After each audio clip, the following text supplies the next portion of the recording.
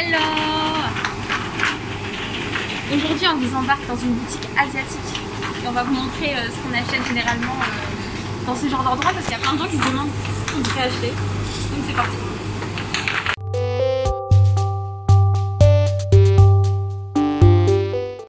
Moi j'achète ça des fois pour faire des soba. J'achète ça des fois pour faire des nouilles soba, là, les nouilles japonaises froides, j'aime trop. Il y a la version coréenne aussi si vous voulez. Vous le reconnaissez, il y a l'écriture coréenne. Et ça coûte 1,50 € la coréenne. Et les pâtes japonaises c'est 1,30 €. Ouais, il y a le même grammage. Hein. Il y a le même grammage. C'est moins cher les japonaises. Donc autant acheter les japonaises parce que c'est le même goût. Pour les udon, ça c'est pas mal. Donc 1,25 € et il y a moins cher en fait, 0,85 €. Et il y a la version coréenne. Ici on a les nouilles pour les jjajangmyeon. Donc ça c'est ma petite trempée. Hein. Et sinon à gauche,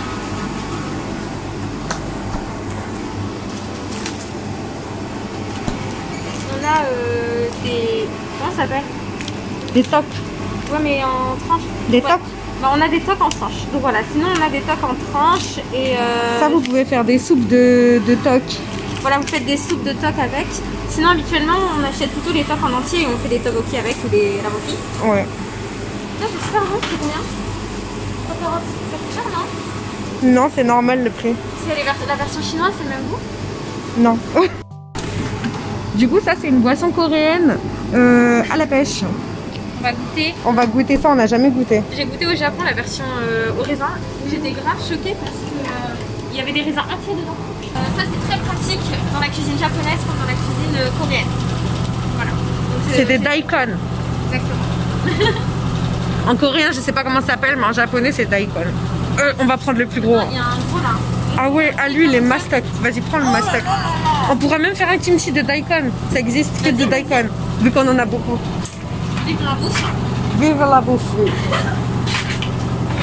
Ah bah tu vois, il a les oignons nouveaux et tout là. Les oignons nouveaux et tout ça là. Dans les recettes japonaises et coréennes, il y en a toujours. Hein. Faut toujours en avoir à portée de main si vous faites des recettes japonaises et coréennes. Ça c'est des feuilles d'ail. C'est bien aussi pour les recettes coréennes. Vous pouvez en mettre surtout dans les crêpes, les pancakes coréens, vous savez, avec les légumes et tout. Ça c'est quoi qui m'a dit que c'était très bon? Il y a de l'oignon. Du gingembre frais, c'est toujours intéressant d'en avoir frais aussi parce que dans les recettes coréennes, en général, c'est du gingembre frais qu'ils utilisent. Ils utilisent également beaucoup d'ail. Donc dans une recette, ils mettent au moins 5 gousses d'ail. Donc il faut toujours avoir de l'ail à portée de main. Il y a plus de champignons. Oh, il y a plus de champignons qui sont trop bons. Alors ça, c'est le chou chinois et c'est ça qu'on utilise en général pour les recettes de kimchi. Désolée, il y a beaucoup de bruit ici. On est obligé de crier. Alors ça c'est de l'algue coréenne et c'est super important pour plein de bouillons et plein de soupes en fait. C'est super bon. Et à côté, on a du bonito. Donc, la bonite sèche et c'est trop bon. On en met sur les takoyaki, on peut en faire des bouillons, enfin des petites soupes. Par contre, ça coûte plus très cher, c'est quasi 10 € alors qu'au Japon c'est 3 fois moins cher en fait. Ça, on va utiliser ça dans le kimchi. On prend? Non, j'en ai. Ok. Ensuite, on a les feuilles de nori, donc des feuilles d'algues. Donc là, la version coréenne et la version japonaise. Ça, c'est super important quand on fait des soupes, genre soupe miso. C'est tout petit, mais quand vous mettez dans le bouillon, quand vous mettez dans la soupe, et bah ça prend de la place parce que ça se développe. Donc, faut pas en mettre des masses. Et attends, ça s'utilise aussi dans les recettes coréennes aussi pour faire des soupes, la soupe d'algues notamment. Et du coup, bah pareil, on le gonfle d'abord dans l'eau et ensuite on le cuisine. C'est très facile avec de l'ail et de l'huile de sésame et de la sauce soja. Alors ça, c'est très pratique, c'est de la farine de riz gluant. Et du coup, on l'utilise pour le kimchi. Je sais pas si on l'utilise pour autre chose. Si, on l'utilise pour faire des toks, on l'utilise pour faire des mochi, on l'utilise pour toutes les recettes où il y a de la pâte de riz gluant. C'est avec la farine de riz gluant. Vous avez la version chinoise et vous avez la version, je crois, thaïlandaise. Donc la version chinoise, là, ici, elle coûte 1,25 € et la version thaïlandaise, c'est 1,45 €. Donc c'est moins cher chinois, c'est le même grammage. Hein. Autant prendre chinois. Otogi, c'est une marque coréenne. Et c'est écrit en coréen, la marque. Otogi. Bah parce qu'ils doivent le vendre au Japon. Alors, on retrouve aussi de la chapelure coréenne, donc voilà, ça se vend comme ça. Et on retrouve aussi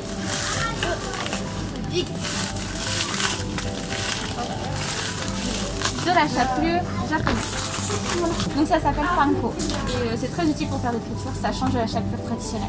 C'est meilleur le goût. En fait, mon frère il m'a dit que c'était cuit avec les ondes. C'est pas cuit genre, tu sais, la chapelure elle n'a pas été cuite au four, elle a été cuite avec les ondes comme au micro-ondes. Du coup, ça c'est des algues qu'on va manger en apéritif en fait, ou accompagné de nouilles, etc. C'est super bon. C'est salé en fait, c'est un peu comme des chips. Inutile de passer 10 ans dessus. Les nouilles, c'est la vie. On avait pour tous les goûts, japonais, coréen, etc. Là, on va dans les autres continents. Quand on fait des okonomiyaki, ça c'est indispensable. On peut en mettre aussi pour les takoyaki. Et ça, s'il vous plaît, achetez cette mayonnaise. N'utilisez pas la mayonnaise de base parce que le goût est différent. La mayonnaise japonaise est meilleure. Comme ça, on va faire. Après ça, gochujang, indispensable pour la cuisine coréenne. Vraiment indispensable. Pour la pâte de miso. La pâte de miso, pareil, indispensable pour la soupe miso et d'autres plats. Et le daishi aussi, c'est très très bon et indispensable aussi pour la cuisine japonaise. Et coréenne parfois. Parfois.